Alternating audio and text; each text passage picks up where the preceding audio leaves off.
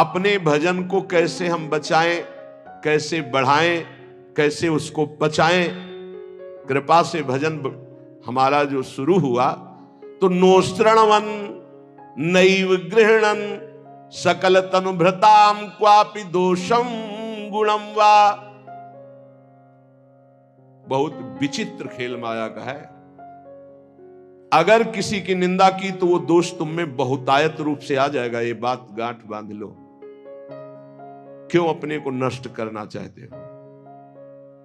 किसी की भी निंदा की, किसी भी बात की अहम बुद्धि करके, वही तुम्हें भ्रष्ट कर देगा। वही बहुत जोर की वृत्ति आपके अंदर दोष की आ जाएगी। इसलिए नो श्रणवन, किसी की भी निंदा कभी भी मत सुनो, तत्काल अंगुली कान में डाल। बहुत बड़ी हानि है इससे।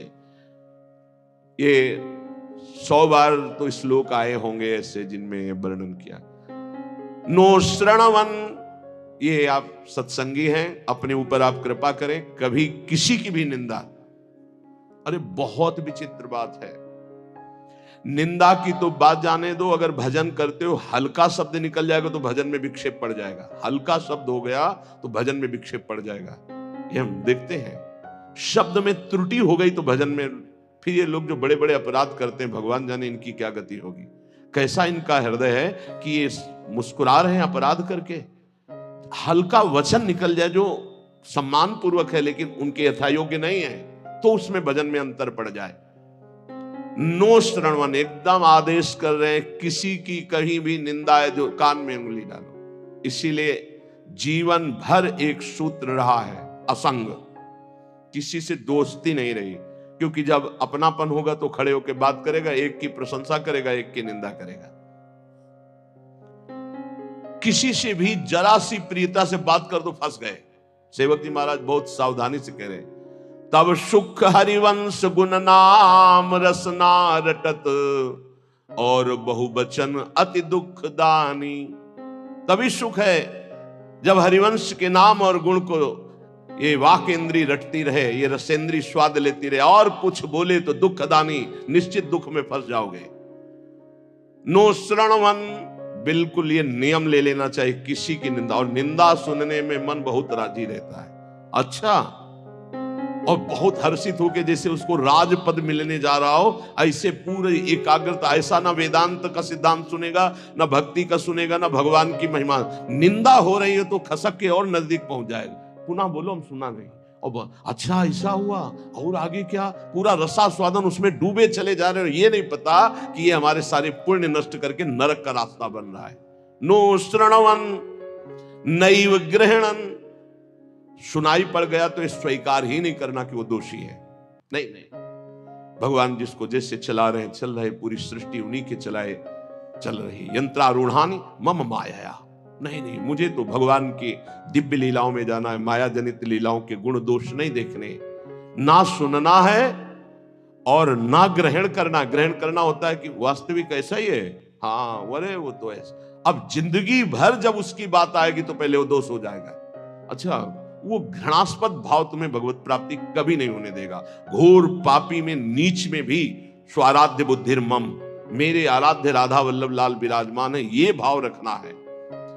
कह रहे सकल तनुभृताम क्वापि दोषम गुणम वा, जितने भी शरीरधारी हैं किसी के ना दोष सुनना है ना ग्रहण करना है। वृंदावनस्थ सत्वान्यखिल गुरुधिया सन्नमन दंड पातई, ऐसे भजन बचता है। ऊपर वाली पंक्ति से भजन बचता है। परदोष दर्शन, परदोष वर्णन, परदोष श्रवण और परदोष चिंतन, ये सर्वनाश कर देता है। सर्वनाश सच्ची मानिए। किसी का भी उपहास कभी मत करना, कभी निंदा मत करना, कभी निंदा मत सुनना। नहीं, 100% आप लिख लो, कुछ दिनों में वो आपके ऊपर हावी होगा। किसी के प्रति भी दोष बहुत बहुत बहुत देखा है, बहुत बार देखा है। इसलिए कभी किसी के दोष न सुने, कभी ऐसा ना, नहीं तो फंस जाएगा, फंस जाएगा। माया भगवती इतनी चतुर है कि जानने में नहीं आता कि मैं फंस रहा हूं, जानने में नहीं आता। और वृंदावन में तो कभी भूलकर किसी के प्रति दोष न करे, क्योंकि लाडली जी ने पसंद किया, उसको रखा है, तो फिर हमें दोष करने की क्या सामर्थ्य है। जब लाडली जो मुझ जैसे नीच को वृंदावन में रखे हैं, तो उसको वृंदावन में रखे, तो हमारा अधिकार कैसे जब हम अपने को देखते हैं तो हम बड़े अधिकारी थोड़ी है वृंदावन वास के। हम पर जब कृपा हुई तो उन पर भी कृपा हुई, तो जब उन पर कृपा होगी पूरी तो वो भी महात्मा बन जाएंगे, हम दोष दर्शन क्यों करें। तो वृंदावनस्थ सत्वान्यखिल गुरुधिया सन्नमन दंड पातई। अगर वृंदावन के किसी भी वासी पर दोष दर्शन हो जाए तो प्रणाम दंड पातई। वो जाने या न जाने दूर से प्रणाम कर, हे प्रभु मेरे से गलती हो गई, क्षमा करो प्रभु, मैं आपकी महिमा को नहीं जानता, ऐसा पक्का समझ लो, नहीं भजन क्षीण हो जाएगा, भजन नष्ट हो जाएगा। जो त्यक्त्वा शेषाभिमानो, सब अभिमान छोड़ करके निरवधि परमा किंचन कृष्ण राधा, श्यामा श्याम की आराधना के लिए दैन्य भाव अत्यंत आवश्यक, किसी भी तरह का कोई अभिमान नहीं होना चाहिए।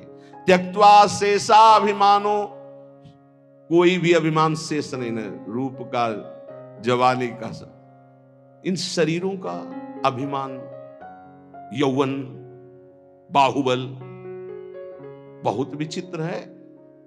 कुछ भी हो जाए तो जीव का ऐसा गलत स्वभाव पड़ गया, वो अभिमान कर लेता है। हम अपने आप तो बहुत छोटे हैं। भगवान शंकर तांडव कर रहे थे तो दो तालियों से ऐसे बाणासुर ने ताल मिलाई, भगवान शिव प्रसन्न हो गए, कहा शास्त्र भाव, हजार भुजा वाला हो, महान बलशाली विक्रम भगवान शिव की कृपा से। अब दो भुजाएं तो अगर सही ढंग का स्वास्थ्य हो तो फिर खुजली संभलती नहीं, बल्कि भगवान शिव का कृपा पात्र हजार भुजाएं, तो जिस पर्वत में मारे चकनाचूर, जाके दिग्गजों को ललकारा, भाग पड़े, कोई उसके सामने नहीं। काफी समय विचरण करने के बाद भगवान शंकर के पास आयो, कहा जगत गुरु, आज दूसरी तरह से प्रणाम था। भगवान शंकर ज्ञान समुद्र, बोले गुरु खुजली हो रही भुजाओं में। बोले मतलब? बोले आओ, आप ही आओ, हमारे बल दिया है, हजार भुजा, तो आपसे युद्ध करना चाहता हूं। मुस्कुरा दिए। भगवान ने कहा एक माली भी जिस पौधे को सजाता उसको उजाड़ता नहीं, तुम्हारी भुजाओं की खुजली मैं तो नहीं मिटाऊंगा, लेकिन मेरे समान बलशाली आकर मिटा देगा। तो जब प्रद्युम्न पुत्र अनिरुद्ध और उषा जी का बड़ा एकांतिक मार्मिक प्रसंग है कि उषा जी ने स्वप्न में देखा अनिरुद्ध जी को पहली बार। अब वो विकल, ना उनको भोजन अच्छा लगता, ना नींद अच्छी लगती।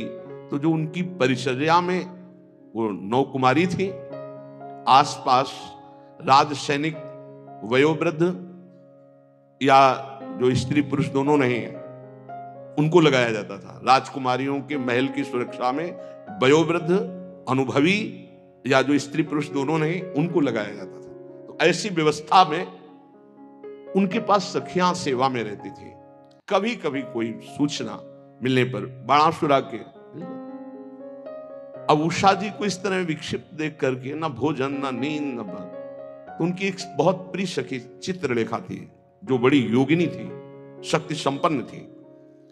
उसने कहा सखी, मेरी सखी होते हुए तुम इतना उदास, बोलो ना, कोई ऐसा विषय है जो गुप्त विषय है, तुम बता नहीं सकती, वही तुम्हें इतना विक्षिप्त कर रहा है। मैं समझ रही हूं कोई विषय तो है। तो उनका सखी, मुझे एक स्वप्न में 9 कुमार के दर्शन हुए और अब मैं उसके बिना जी नहीं सकती, पर मैं ये नहीं जानती को है कौन, कहां का है, क्या है, पर स्वप्न में मैंने देखा।